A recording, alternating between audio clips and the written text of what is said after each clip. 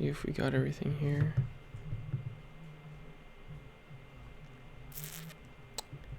Frames.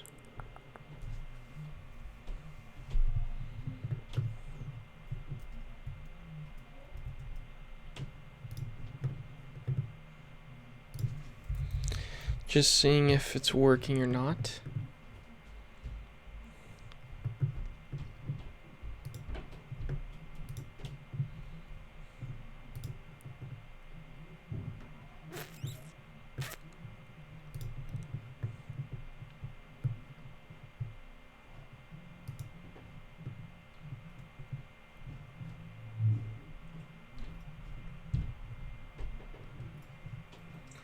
Just seeing if it's working or not.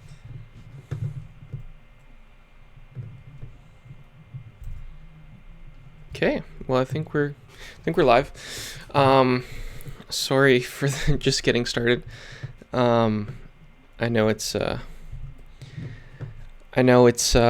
new to me for sure, so I'm just learning all this stuff. But yeah, I just want to help people out. Basically, I've seen so many times Gary Vee and the likes, and just the great community and the great support that designers get, and also just the fact that we're able to like help each other out. And I know a lot of people don't have access to educational funding all the time, but a lot of people do have access to internet. So if I can be a help on YouTube, I definitely would love to do that.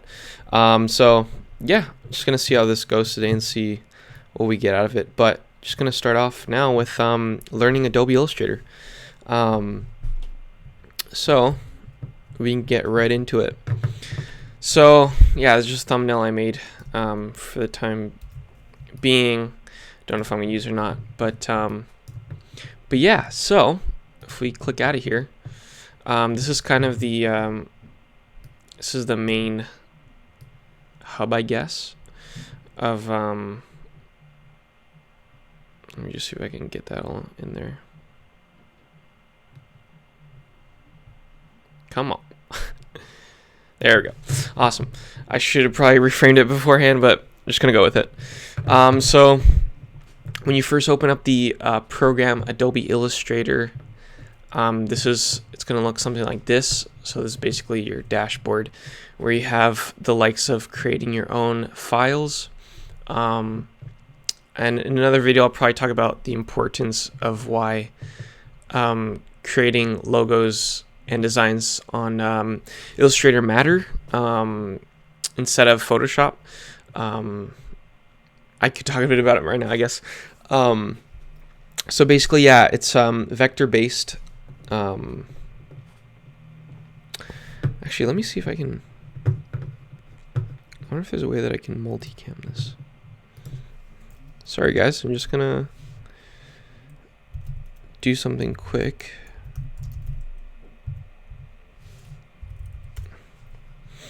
I just want to see if I can show my face and. In this video, I'm gonna. Nope.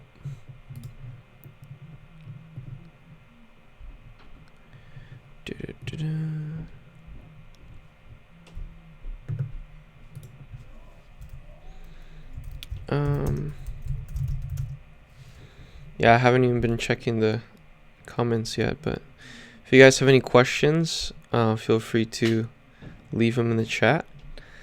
Would love to answer if I have an answer. If I don't, I will definitely be honest and say I don't, but it's just from what I've learned in the past few years of being in design school. Your stream. Your stream.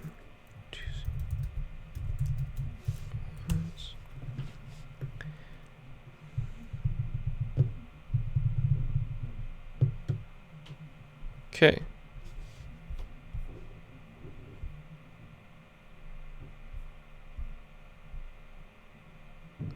So I guess it's not possible.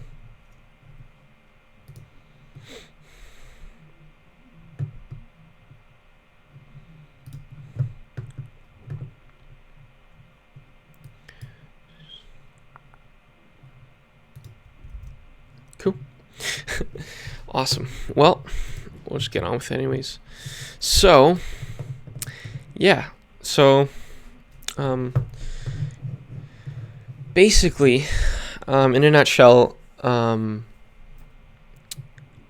creating vector-based logos and illustrations are what's going to help in the long run when you want to infinitely scale the look of something or the actual size of something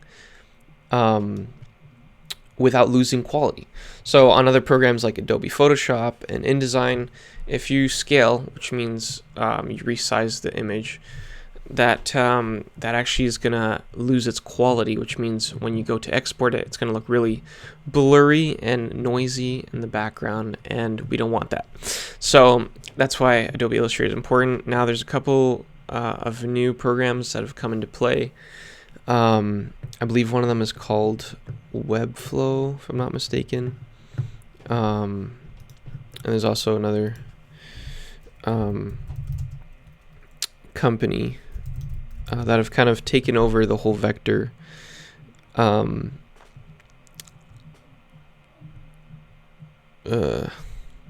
can't find it right now. It'll come back to me. Anyways, so all that to say, it is great to design stuff on Adobe Illustrator.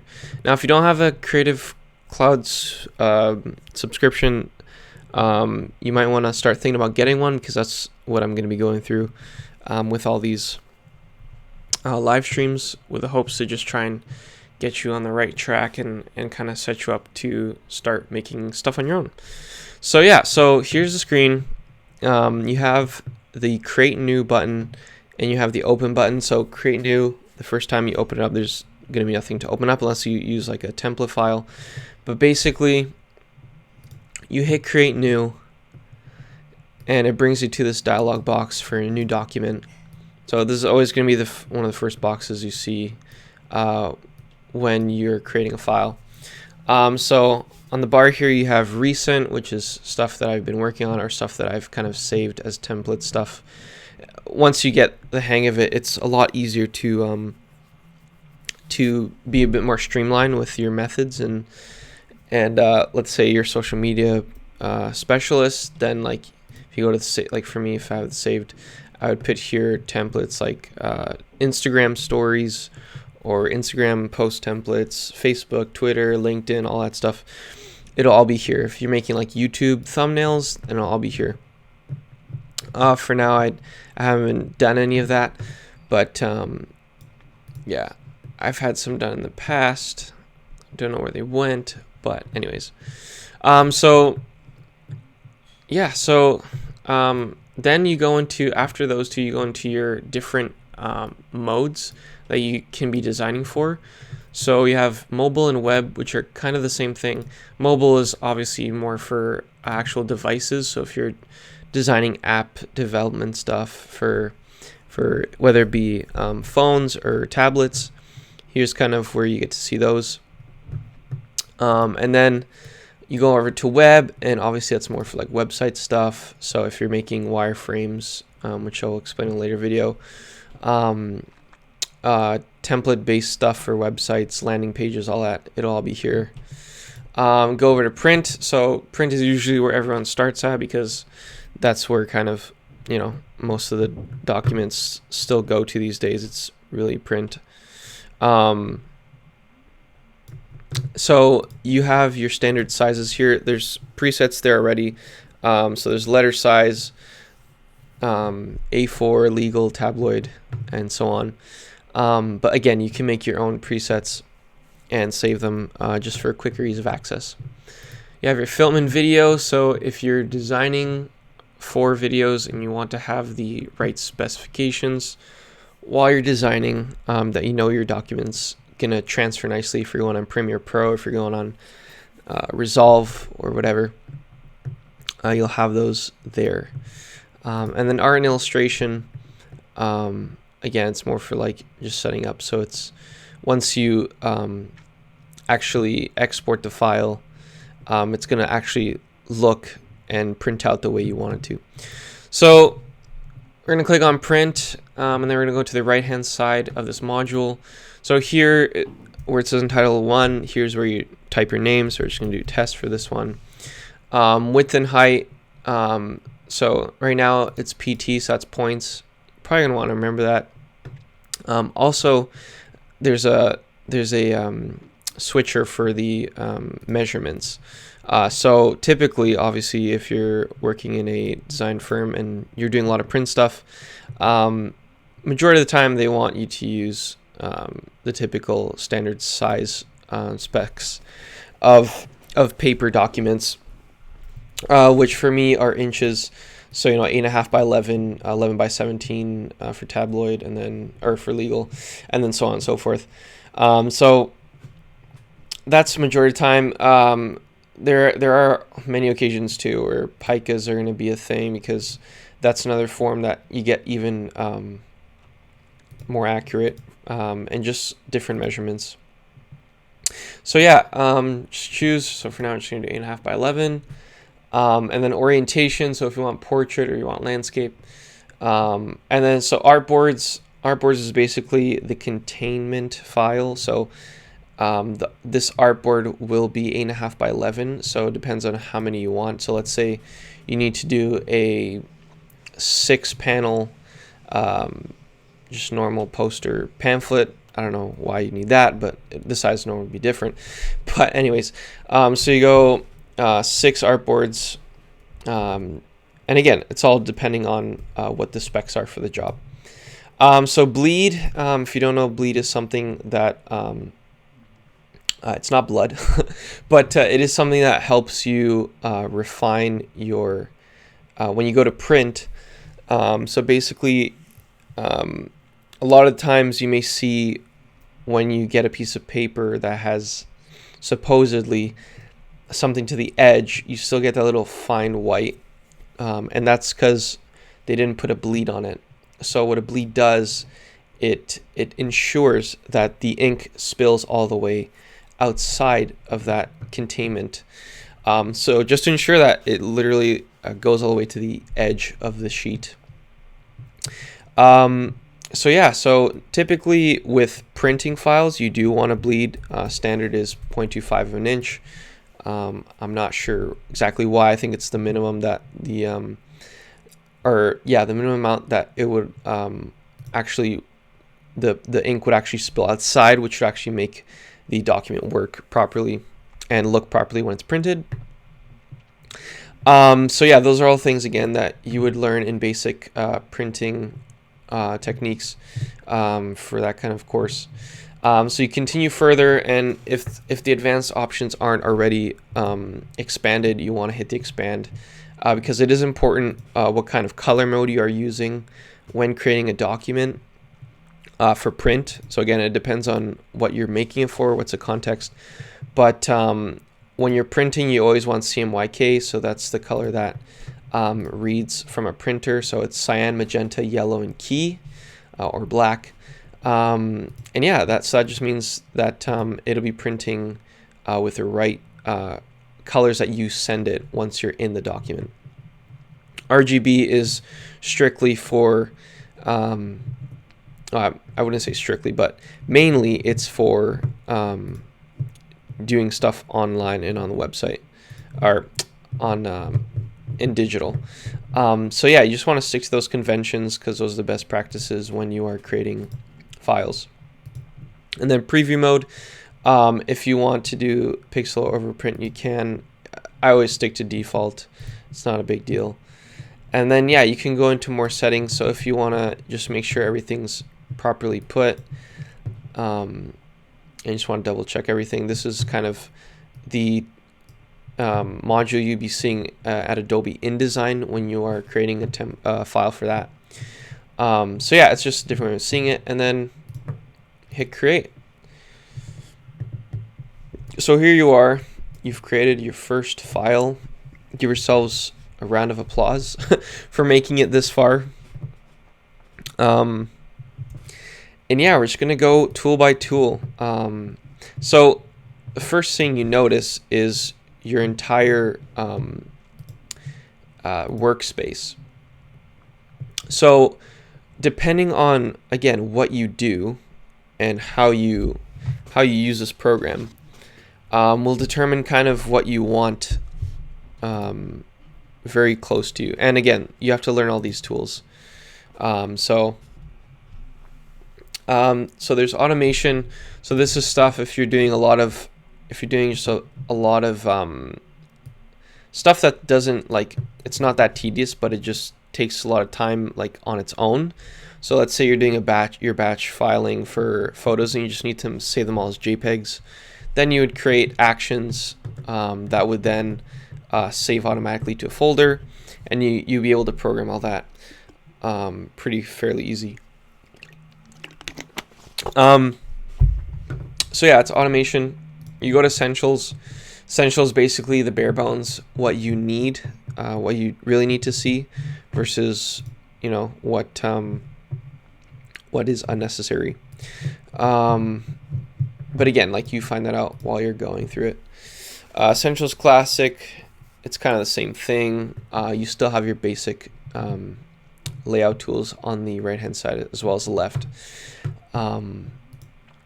So layout is typically the one that I stick to.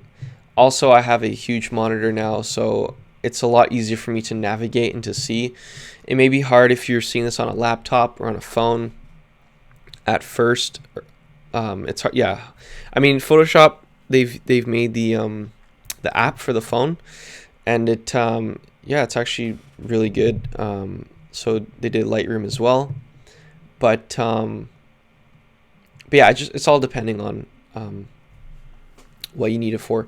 And then on top of all that, you can make your own workspace. So you hit new workspace, and basically it just takes a capture or an overhead view of all the little tools that are beside you and around you, and that will just help next time you want to jump in, and let's say you're painting and then you're like, oh, I need more brush stuff. So it's kind of all there for you.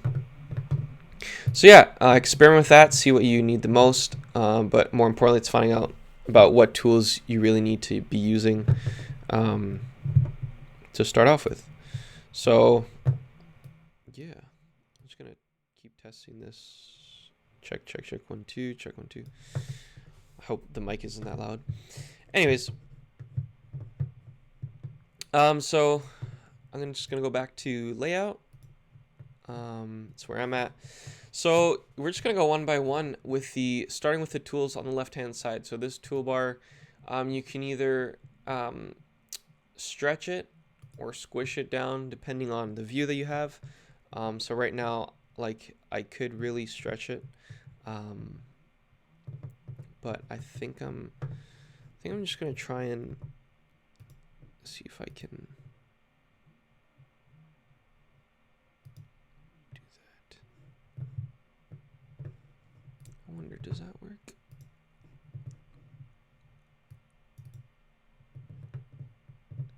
No, that works. Okay. I don't know if that works or not.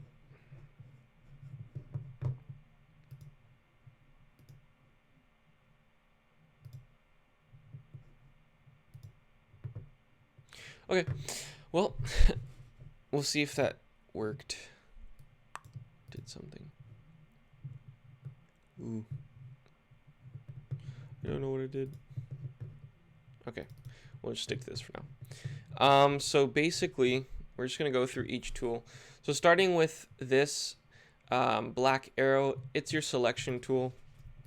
I'm going to try as much as I can to talk also about keyboard shortcuts, because those are also really important if you kind of want to get used to your workflow and just being efficient. It'll like, once I started doing keyboard shortcuts, it was pretty amazing how quickly I got the hang of my workflow, and just like sped up, and my efficiency just kept going up. So the keyboard shortcut for selection tool is V. So if I'm heading off of it, hit V, it turns black. So if I hit A, its white arrow, which is this next one, which is a direct selection tool. So let's just, for the sake of it, let's just say I'm creating a square and I want to click on a specific point, an anchor point, and kind of drag it around to adjust it. That's what the direct selection tool is for. Now I did a bunch of things right there that might have been confusing already, but I will do my best to explain them all. So going down the line, we have the magic wand tool. So let's say you have an illustration and you want to choose a certain aspect, or if you have a photo and you want to kind of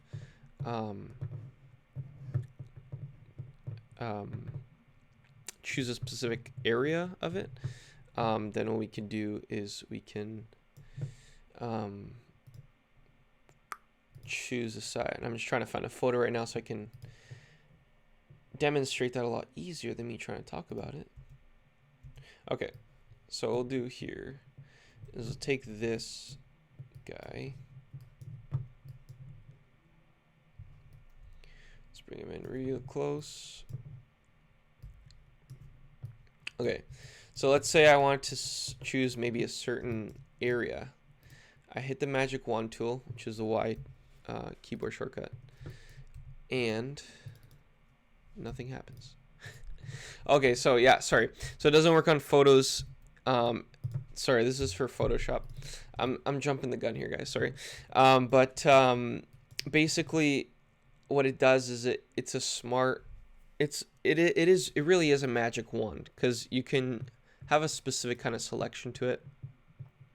And if you want to edit something out or delete something, it's pretty nifty what that tool can do. The lasso tool. So again, if you're trying to get a certain area and trying to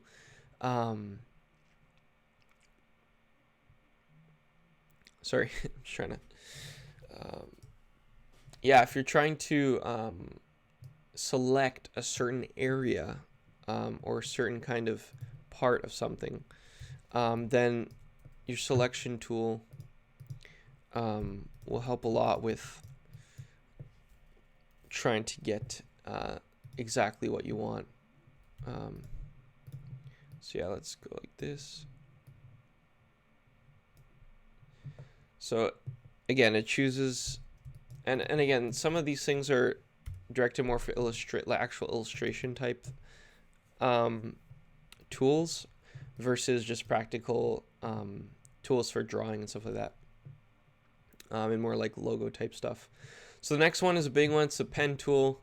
It's what allows you to make curves. It's what allows you to get those really super accurate curvatures. As you can see right now, I'm making a shape out of it.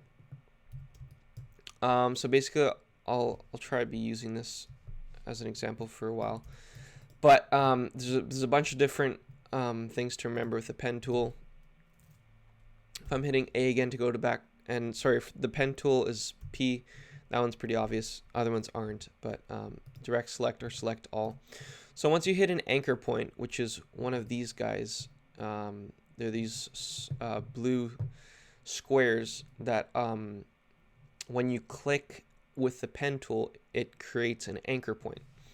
And this anchor point is what creates the line or the start and end point for the line. And then depending on where you click next, it'll create the next anchor point, which creates a line. All about dots and lines. So yeah, so if you see me right now, what I'm doing is I'm clicking and holding, and then I'm dragging out. So that's creating this line over here, the curve. So that's anchor points, and then after that, you need to know these handles here that adjust with the anchor point, will adjust the curvature. So let's say you're trying to make a specific letter. There's a lot of hand lettering artists out there, and they're trying to, let's say they're trying to do an L. It's gonna be super rough, super quick, but for the time being. Just gonna try my quickest. So this looks more like Dr. Seuss's like foot than an L, but if you need to adjust, let's say the bowl was too thick. So, and you'll learn all these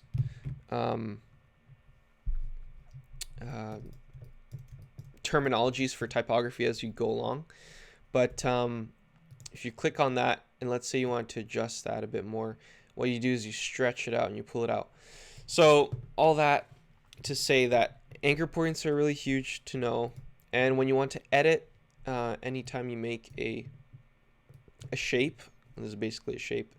Anytime you want to edit the shape, you hit A, or it's the select all tool, direct selection tool. Then you click on an anchor point, and then that's what brings up the anchor points and the handles for the anchor points. Now, another thing to remember when you are creating these shapes is the way that the curves go. You manipulate them to the best of your abilities. One of those things involves holding the Alt key to create the direction that you want the curve to go. So right now I'm holding the Alt key while clicking and dragging the handle from the anchor point. And what that does is that kind of differentiates and adjusts the curve.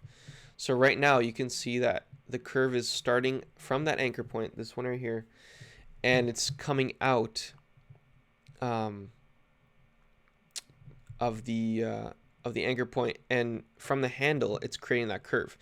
So if I mouse over that anchor point again and I hold the Alt key again, if I go here, now the curve is doing something different.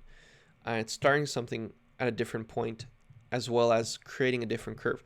So it just depends on how you start. That creates the shape. But first of all, when you're doing those illustrations, you really want to start off with some sort of idea of what you want to draw, which involves sketching. So I always say like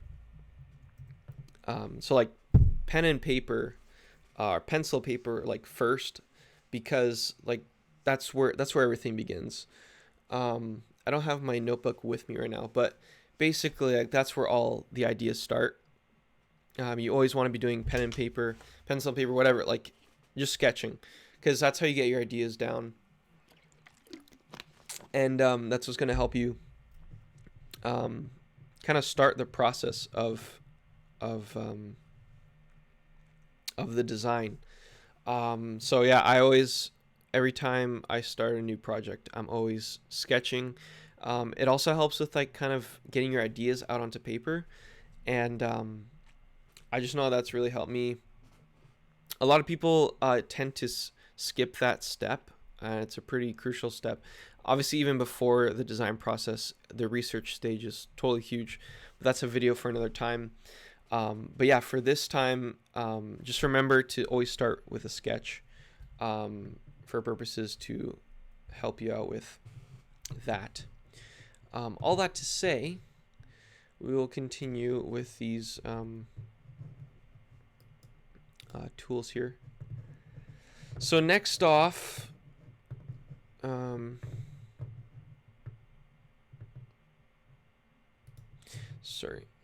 next off we have the minus and plus tool. So depending on what you want to do with the ink, it's still having to do with the pen tool, but it just depends on what you specifically want to do. So let's say maybe you put too many points. You hit the minus tool on your keyboard, which is the minus, if you go over here, delete anchor point tool. So basically it just takes out, just remember minus takes out, plus adds. So let's say you didn't need that many points, which sometimes ends up happening when you kind of overthink the curves. Once you get used to curving pretty well, and there's also a really cool game of like connecting lines and making curves pretty easily. Once you get used to that, you'll notice that you'll be using less points. But for the time being, obviously you'll want to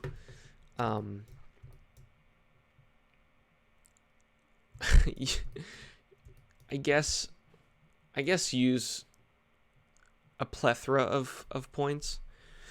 But yeah, you're just getting used to the tools, so don't worry about making mistakes. They're all pretty fixable.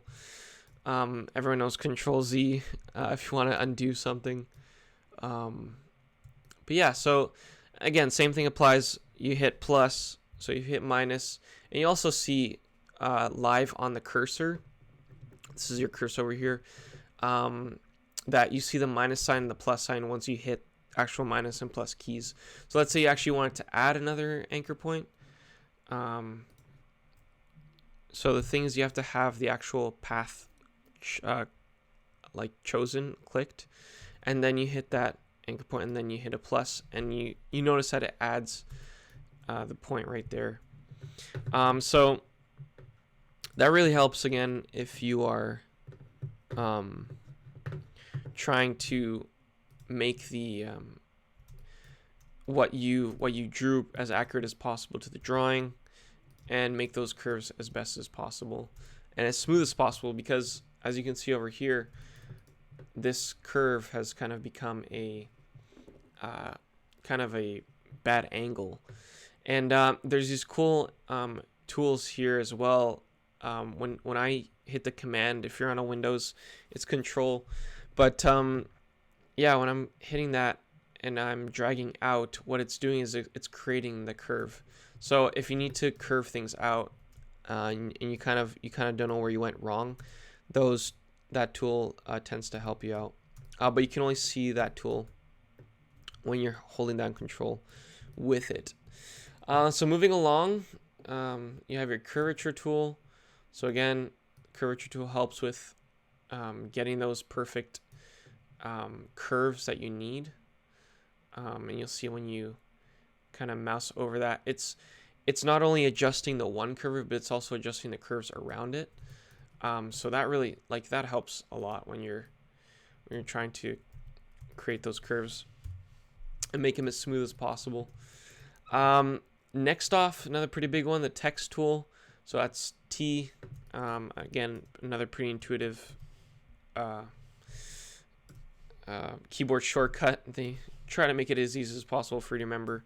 But yeah, as long as you remember T for text, then yeah. So there's many ways of approaching text. You can just click, and it automatically creates a box, bounding box for you, text box. So you can testing Adobe Illustrator.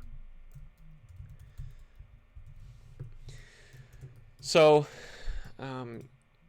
basically, when you're in the text mode, you'll notice that this toolbox here changes, as well as if I can drag this guy out again, you'll notice on the right hand side here that I have what's called a character palette, and this is I prefer this better than the using it on top. This bar here, it's not really a big difference, just preference. I just like to be able to see more typefaces when I drop down. So yeah, so that's one way of doing it. Another way is if let's say you're trying to create something within a specific bound, and you have multiple objects that are kind of doing their thing, and you just want to be more accurate in your placement of the text.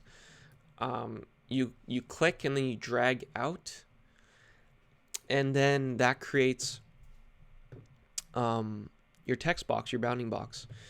So again, it's going to be testing Adobe Illustrator. So if you see on the character palette here, here's kind of like your command central for everything typography. So you have the first dialog box here. is the actual name of the typeface. So here we have Myriad Pro. Again, I probably want to make sure that you buy all your typefaces, if not the ones that are already installed for free that Adobe supports and they give to you. You just want to be courteous to the ones who designed them, who've gone through the rigorous process of designing them. And yeah. So just for the sake of showing this dialog box, let's go with Montserrat. So after that, so that's the font or the typeface. I call them typefaces, but there's font and there's font family. So this is the name of the font family, and then as soon as you get to the next dialog box, there's what is called the actual font.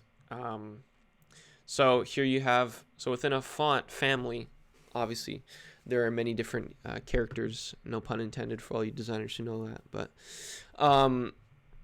so again, depending on the mood that you want to set, or again, whatever the whatever is called for this design, whatever project you've been given, it's gonna ask for a different look. And so we have thin, and again, the names are kind of intuitive: thin, light, medium, bold, black. So again, it all just depends on what you need and what the look is going to be. I'm just showing you the tools here. So then this first one in this kind of 4-stage category is the text size. So you can either type in the point size. I haven't had it clicked. So again, you always want to make sure that you're actually clicking on the text box when you're adjusting it. So that's the text size. So you can either actually type in what you want to change, or you can just click up or down, hold whatever to your desired liking. And then after that, we have here what is called the leading. So the leading is actual space between the lines of type. So usually it's set to auto, which for the most part it does a good job of it. But if you want to sometimes get in a bit tighter, depending on, again, what the look is, what kind of vibe you're trying to give off, you're going to want to change that up. So you can go either super tight, or you can go extra wide, or sorry, tall. I don't even know my measurements or whatever. but yeah, so that's leading. And then here we have kerning between two characters. So basically, each of these shapes are called a character, and the character is what makes up letters. So think of a character as a letter, just in a more technical term. So kerning is actual spacing between each letter. So if I were to just quickly, I'm just gonna create an object out of this. So create outlines. So if I were to take a square, and quick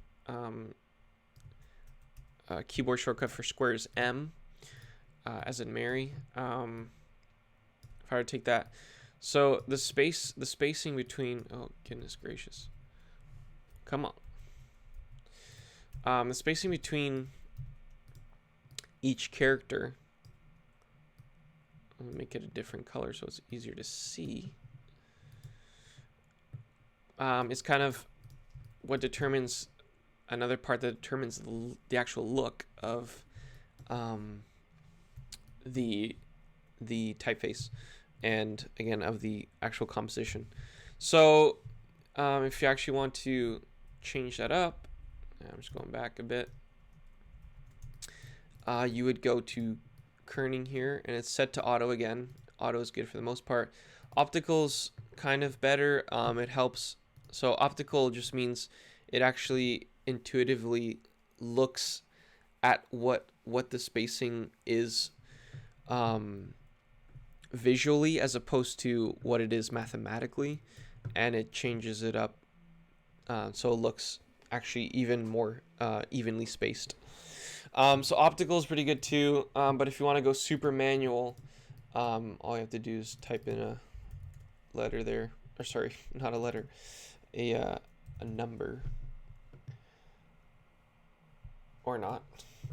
Oh, my bad, that's the wrong one. So yeah, my bad. So here's the tracking. Did I do something wrong? Okay. I may have said the wrong thing. Okay, so that's the fourth one. So this is the one that you can test. What am I trying to say? This is one that you can actually use to adjust the actual spacing between each letter. So moving along, we have the vertical scale and horizontal scale of the type. So I rarely ever use these just because you never want to actually like mess around with type. It's kind of a rule of thumb. This is what happens when you try to mess around with type. It kind of screws it up. So what you're really doing is you're just playing around with the actual look of the type and the integrity of the type. You don't really want to do that. You want to use them as they were created. But obviously there's ways to manipulate type without it going too crazy. What I'm doing there every time I do that is I'm creating outlines. So if you need to bring some pop or something, if you need to bring life to the actual type, there's different ways of doing that. But yeah, I would never use those. Baseline shift.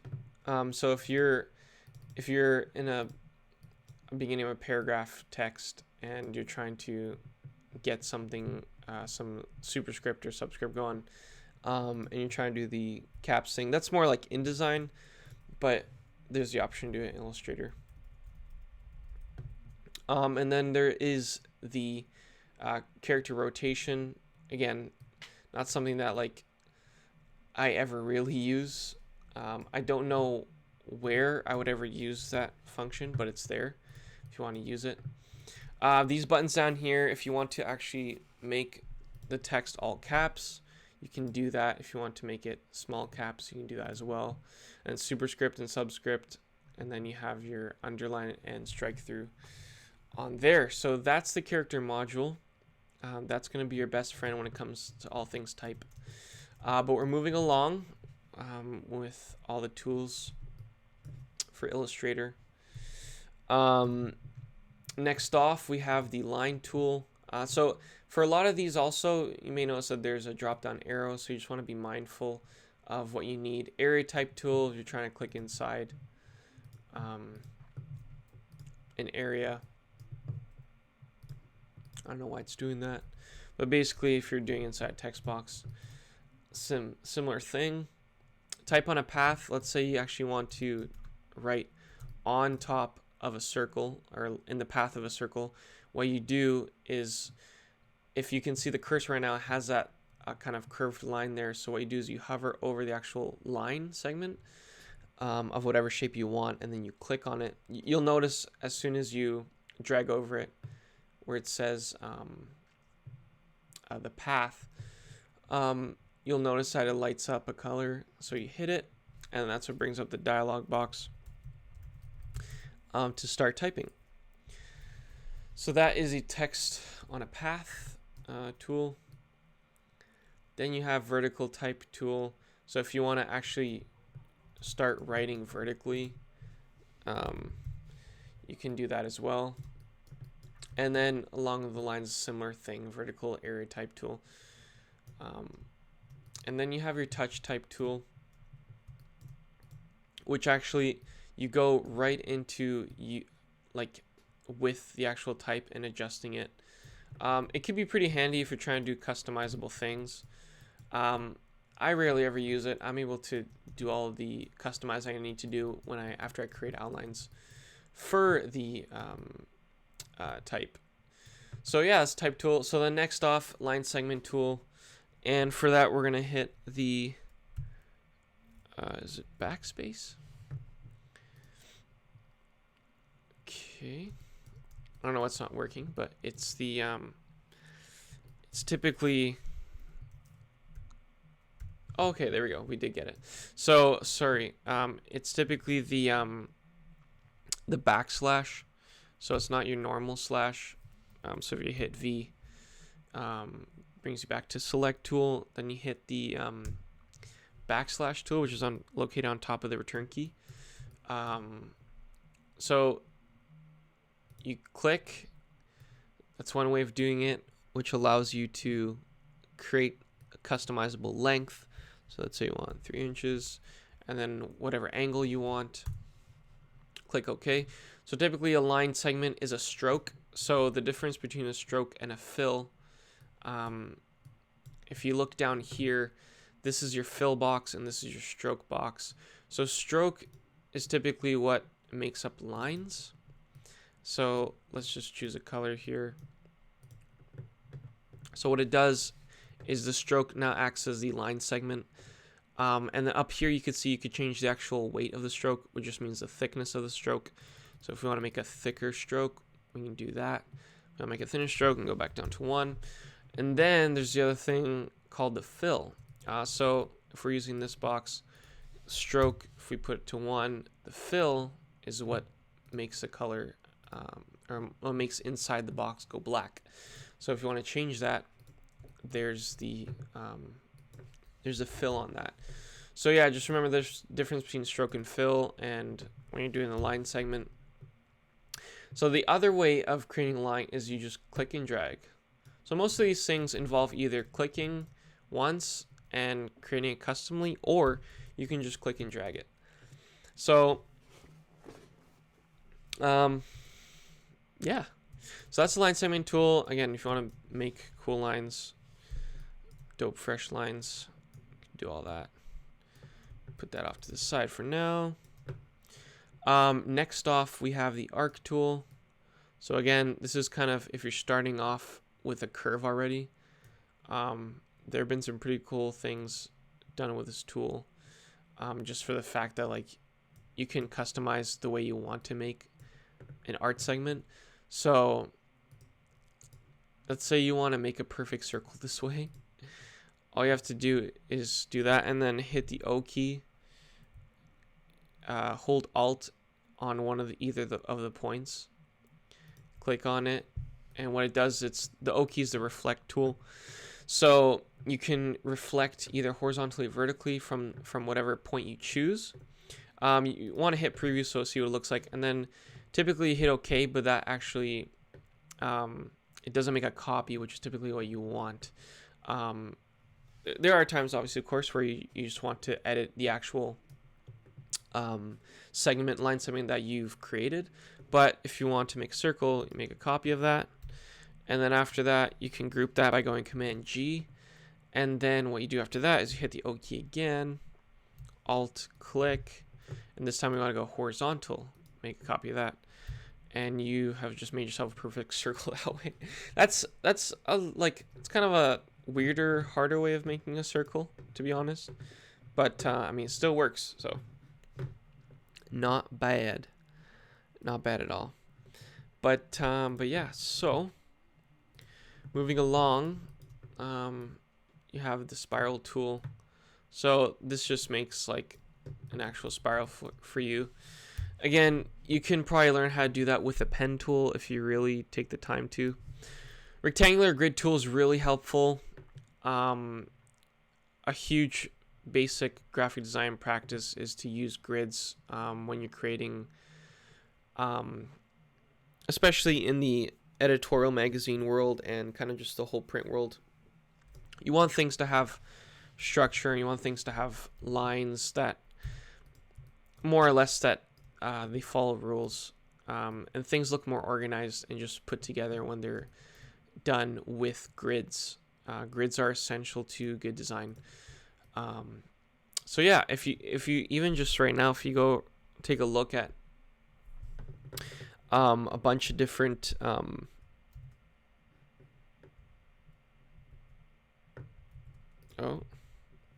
what have we done? Yeah, if you take a look at a bunch of different kind of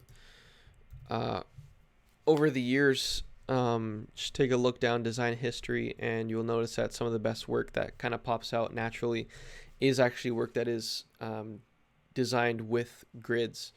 There's whole books on grid systems and just the use of that really kind of help with understanding good design and just good practices with design.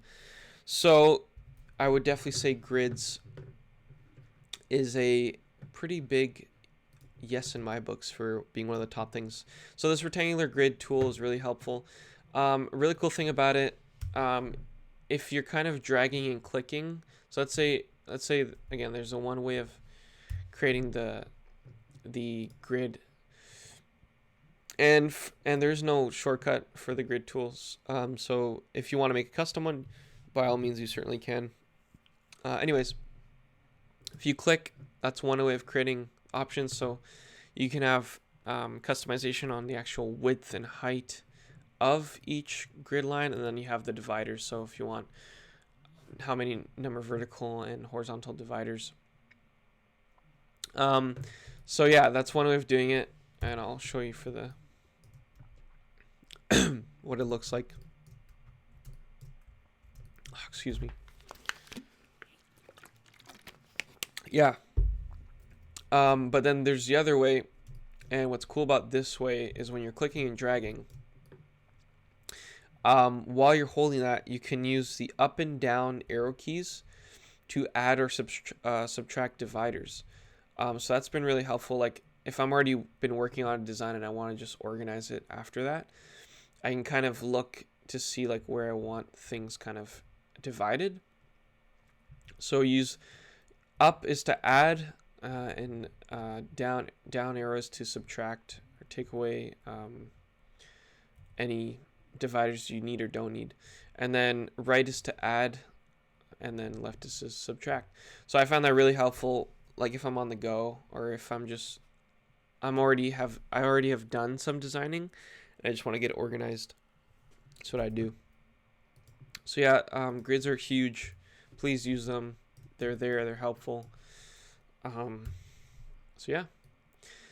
Next off, we have the polar grid tool. So this is some whack stuff. So what I'm doing here also right now, if you haven't noticed, is that I am scaling.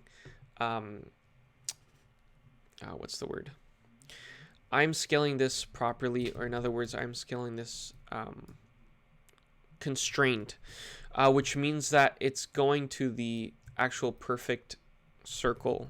In this case, circle, but perfect dimensions that keep it either circle or square. So let's go back to M, which is the rectangular box tool or rectangle tool. Let's say I'm trying to make a perfect square, and you see that line diagonally going across helps me, or indicates that it is in fact a square. But if I just want to make sure that I'm making a square at all times, what you do is you hold the shift key while you're dragging out, and that makes sure that you're scaling proportionally. There we go. And you're making sure that the bounding box is being scaled proportionally, and then it just makes sure that you're doing it right all the time, which I think I let go at the last second for that one. But yeah, so so the polar grid tool, I haven't really used it, but I'm sure it helps a lot with doing a lot of circular designs and just kind of keeping things ratioed and proportioned correctly. The same thing kind of goes for the polar grid tool. If you want to add more pies to the pizza, if you will, then you can add or subtract using up or down key, and then left or right key. But yeah, and that's just me letting go at the last second with the shift button every time. So yeah, moving along, we have the rectangle tool.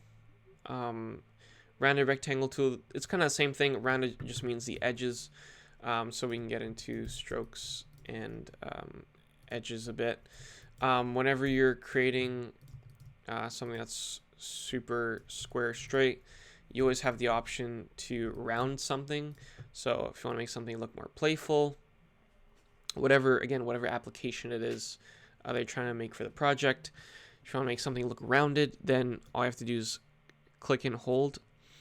Now if you want to actually do just one of them, what you do is you double click, and what that does is that you'll notice that it chooses just the one little selection, and then you can adjust it individually. But yeah, just for customization wise, whatever you want to do, just make sure you know where you're clicking on. I know a lot of times I've kind of resized things and only realized after that I was working on the whole thing and not just a specific object. Next up, we have the ellipse tool. Fancy word for saying circle. Technically, it's not a circle. So ellipse just means anything with that curvature that's kind of rounded. So it's technically not the circle tool, but shortcut first off is L. So the character or letter L, and then if you want to scale proportionally, you hit shift, and then click drag.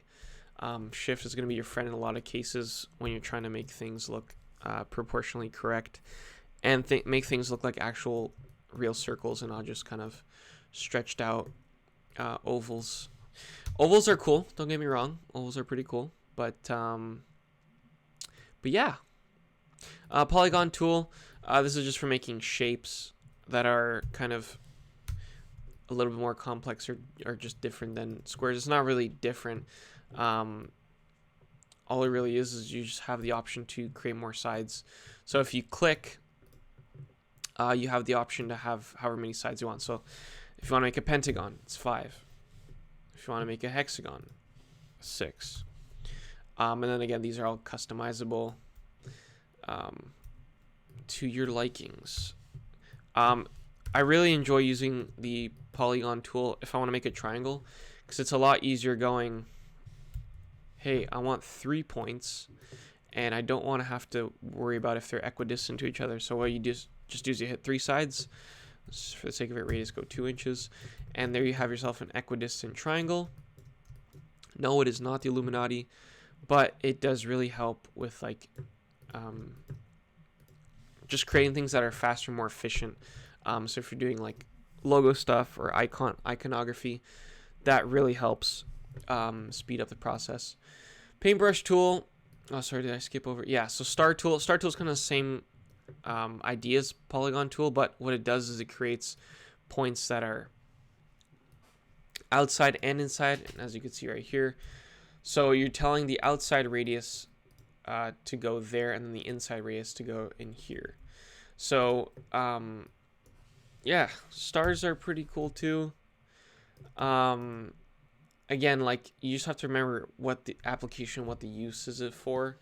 I don't think I've really ever used stars for much. I guess you work for like illustration type stuff. And yes, it is Adobe Illustrator after all. But yeah, I don't draw many stars. So don't think I'll be using that anytime soon. But there are, I'm sure there are other applications. This one's pretty funky too. The flare tool. I don't know, like, there are so many ways of creating flares. One of them doesn't have to be this way, but it happens, you know, it happens. So again, if you need to use a flare tool to like kind of maybe spice up your work, which there are other ways of doing that, yeah, you could try that. Okay, so we're approaching the hour mark. It's pretty cool. Yeah, maybe what I'll do is I'll just stop it here, and then I'll continue on in the next part of the live stream. So thanks so much for watching. I'm gonna see if I can condense kind of. I'm gonna see if I can condense. What am I trying to say? I'm going to see if I can get each of these videos on their own eventually, to kind of make them like tutorial based. And so they're kind of shorter length. and easier to kind of go through, because I know long format can be kind of, well, can be long. You kind of don't want to be stuck watching something for an hour. So if they're kind of shorter bites, I know I know I'm gonna keep doing more. I just need to get into it and like I've enjoyed doing this so far, and I hope you guys have gotten something out of it. And yeah, just trying to help everyone, trying to add value to this world by giving people free educational content on the Adobe Creative Suite and just design in general. So I'm just starting out with the Creative Cloud, Creative Suite, and seeing where it goes. So yeah, I hope you guys enjoyed it. And stay tuned for the next one. If you found this helpful, please give it a like. And if you want to see more, which will be coming down the pipe, hit the subscribe button below and hit the bell to be notified, because you will get notified by me that I'm making new videos, and I'm excited. So yeah, hope to see you in the next video. I'll be continuing on with Illustrator, the next few tools, and let me know if you like it. Leave a comment below saying what you want to see next, and yeah, peace.